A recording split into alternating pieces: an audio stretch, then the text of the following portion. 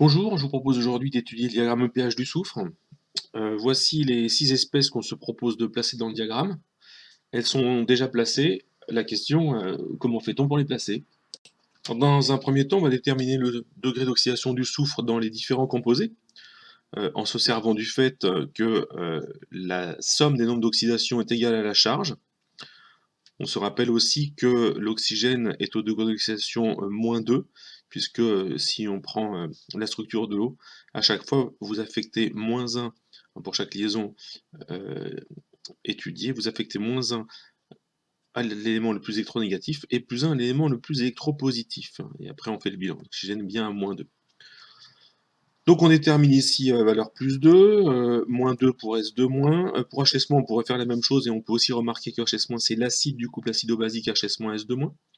Donc si S2- est à -2, forcément HS- est à -2, puisque l'acidobasicité ne change pas le nombre d'oxydation. Même remarque pour H2S, le soufre à 0 ici sans problème, et le soufre dans SO2 est à +4, hein, puisqu'on a la somme des nombres d'oxydation qui est égale à la charge qui vaut 0 ici.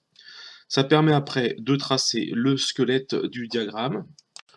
Concernant ce squelette, on sait que pour un pH quelconque, si vous tracez une droite verticale, eh bien, le nombre d'oxydation de l'élément, ici le soufre, va aller croissant. Et en ce qui concerne les droites frontières verticales, elles séparent les domaines de prédominance ou d'existence d'espèces dont le nombre d'oxydation de l'élément de référence est cette fois identique, hein. Alors, pour résumer, de bas en haut, les nombres d'oxydation augmentent et de gauche à droite, la basicité augmente, hein, si on veut se souvenir d'une phrase très simple. Alors, j'ai placé ici les différents composés en fonction du squelette du diagramme. Une seule difficulté, mais de taille quand même.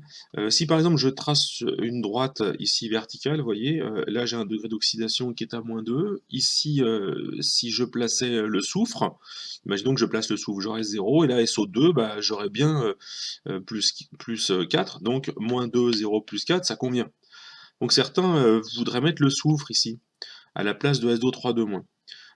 Eh bien, ce n'est pas convenable, puisque si par exemple ils avaient placé le soufre ici, ils auraient dû placer le SO3 à gauche, et la droite D2, tracée à un autre pH, nous montrerait que les nombres d'oxydation passent par, enfin ils partent de -2, ensuite on aurait +2, le soufre ça serait 0, et ensuite on serait à +4. Vous voyez que -2 +2 ça convient, mais +2 à 0 ça ne convient plus, hein. Donc c'est pour ça que le soufre ne peut pas être ici et le SO3 à gauche, hein.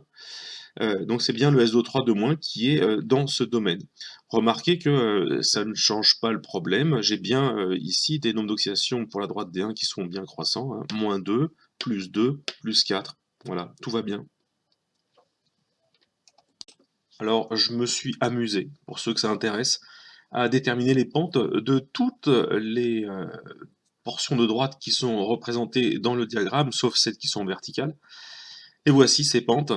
Donc il faut bien écrire les demi-équations redox, oxydant à gauche avec les électrons et réducteur à droite, et vous obtenez donc toutes ces pentes. Alors on remarque sur le diagramme EPH un certain nombre de points de concours de 3 portions de droite, hein, P1, P2, P3, P4. Et ça suggère pour certains points la possibilité d'écrire des réactions de dismutation ou de médiamutation. Alors pas en P2, pas en P4. Pourquoi? Parce que dès que vous avez une droite verticale, eh bien il n'est pas question d'écrire une réaction de dismutation. En revanche, en P3 et en P1, vous voyez, aucune droite verticale pour ces deux points, et donc là, on va pouvoir écrire des réactions de dismutation et de médiamutation. Alors prenons le cas de P1 et P3, donc, qui témoignent de la réalisation effective de réactions de dismutation ou de médiamutation. Par exemple, au-delà de P3, hein, P3 c'est ce point, eh bien on observera la dismutation de S en SO3- et HS-. Vous voyez l'entonnoir, vous faites arriver le S, il rejaillit sous la forme de SO3- et de HS-. Donc à droite de ce point P3, on va pouvoir écrire la réaction de dismutation. Alors la réaction de dismutation, c'est le soufre qui réagit sur lui-même, c'est-à-dire qu'il est oxydant dans un couple, il est réducteur dans l'autre couple, et donc c'est une réaction d'oxydoréduction entre le soufre oxydant et le soufre réducteur. On écrit les deux demi-équations redox, on les confronte pour éliminer les électrons, donc celle-là je suis obligé de multiplier par 2, et j'obtiens donc cette équation bilan. Attention toutefois, ce n'est pas terminé, parce que ici, vous voyez que j'ai privilégié, l'écriture avec des H+. Or, je vois bien que pour aller au-delà du point, P3, il faut que, rajouter au soufre des ions H-. Alors, je vais pouvoir éliminer les H+ et faire apparaître les H- en utilisant ici, un certain nombre de fois la réaction d'autoprotolyse de l'eau, plutôt ici l'inverse de l'autoprotolyse de l'eau. Puisque quand je fais la somme des deux, vous voyez que les H+ vont s'éliminer et j'obtiens vraiment là l'équation bilan qui permet de comprendre qu'en rajoutant une base au soufre, eh bien on va se retrouver avec la formation de HS- et de SDO3-.